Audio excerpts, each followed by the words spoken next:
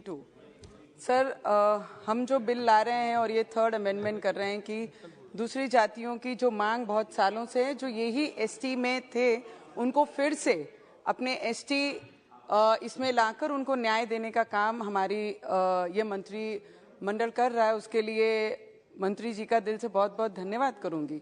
Schedule tribes के जितने भी लोग हमारे कलीग्स यहाँ पर बोले, सभी ने अपने अपने क्षेत्र के या अपने राज्यों के जितने भी ट्राइबल में रहने वाले आदिवासी भाई बहन हैं, उनकी समस्याओं के बारे में यहाँ बताया।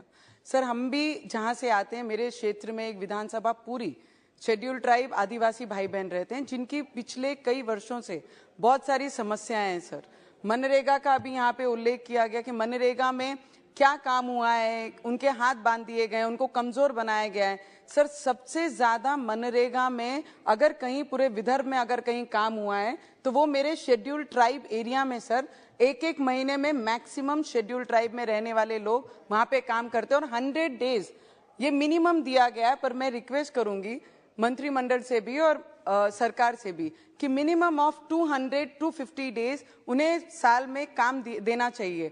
वहां पर सबसे बड़ी प्रॉब्लम है सर माल न्यूट्रिशन की और चिकन सेल्स की मैडम, क्योंकि वहां पर जो लोग रहते हैं ये सब चीजों की उनके बहुत बड़ी समस्या है। वहां पे हॉस्पिटल की कहीं सुविधाएं नहीं है, वो सुविधाएं हमें देना बहुत जरूरी है। और गर्भवती जब डिलीवर करती है तो अगर वहां पे कोई इमरजेंसी केस होता है तो 150 किलोमीटर उन्हें अमरावती आना पड़ता है और बीच में ऐसी दुर्घटना हो जाती है तो कई बार माता की भी डेथ हो जाती है और बच्चे की भी उसी के साथ डेथ हो जाती है।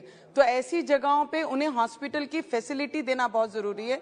आज भी मेरे क्षेत्र में मैक्सिमम जगह मैडम ट्राइबल एरिया में कनेक्टिविटी नहीं है, टेलीफोन्स नहीं है, इंटरनेट काम करते नहीं है। 108 फोन करने जाए तो 108 फोन एमपी में लगता है। ये सभी समस्या है। उसके साथ एजुकेशन की मैडम बहुत बड़ी प्रॉब्लम है। जितने भी ट्राइबल एरिया, चंद्रपुर हो, हमारा अमरावती मेलघाट का क्षेत्र हो, जहां जहां ट्राइबल्स एरिया होते हैं वहां पर एक तो हमें भाषा की प्रॉब्लम है। हमारे ट्राइबल क्षेत्रों में जब हमारे टीचर्स वहां पर आते हैं तो वो नॉन आदिवासी होते हैं मैक्सिमम और उन्हें हमारी भाषा नहीं आती है। हमारे बच्चों को उनकी भाषा समझती नहीं है, उनको हमारी भाषा समझती नहीं है। और हमारे बच्चों को अगर जॉब अपॉर्चुनिटीज देनी है तो 150 किलोमीटर प्लेन पट्टे से हमारे वहां पर आदिवासी क्षेत्र में आने तक के लिए उन्हें बहुत कष्ट करना पड़ता है, जो टीचर्स वहां पे पढ़ाने आती हैं। हमारे बच्चों ने बीए डीएड किए हुए हैं आदिवासी के, तो उनको ही अगर अपॉर्चुनिटी उस क्षेत्र में दिया जाए तो वहां के बच्चों को ना लैंग्वेज प्रॉब्लम होगी, ना एजुकेशन प्रॉब्लम होगी, अच्छी पढ़ा सकते हैं।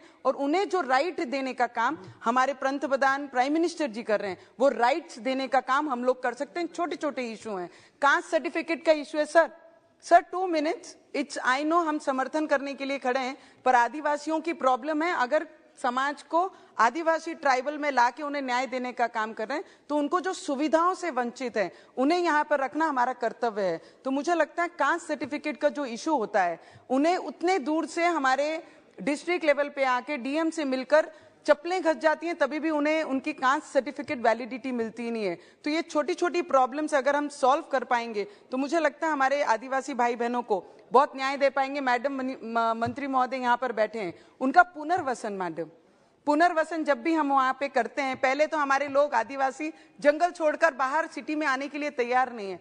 अगर वो जंगल छोड़कर प्लेन पट्टे में आते हैं तो उनको जो राइट्स देना चाहिए, घर छोड़ने का जो मुआवजा देते हैं वो 10 लाख रुपए देते हैं। और शहरों में 10 लाख रुपए में आज कहीं पर भी किसी को भी रहना बहुत मुश्किल है। तो उसके लिए पुनर्वसन की जो राशि रहती है उसे डबल ट्रिपल करके उन्हें सुविधा उस चीज की भी देनी चाहिए, तब जाके वो अपने घर, अपना जंगल, अपना प्यार छोड़कर वो शहरों में आएंगे। तो उसके लिए भी हम लोगों ने सोचना चाहिए मैडम। और मेडिकल इश्यूज बहुत ज्यादा हैं जो मैंने बताए हैं, और फार्मर्स के issue, last 1 minute sir, just 1 minute, किसानों के मुद्दे हैं मैडम। जब ट्राइबल क्षेत्र में हम जब रहते हैं तो वहां पर जितनी भी जगहें हैं वो फॉरेस्ट में आती हैं।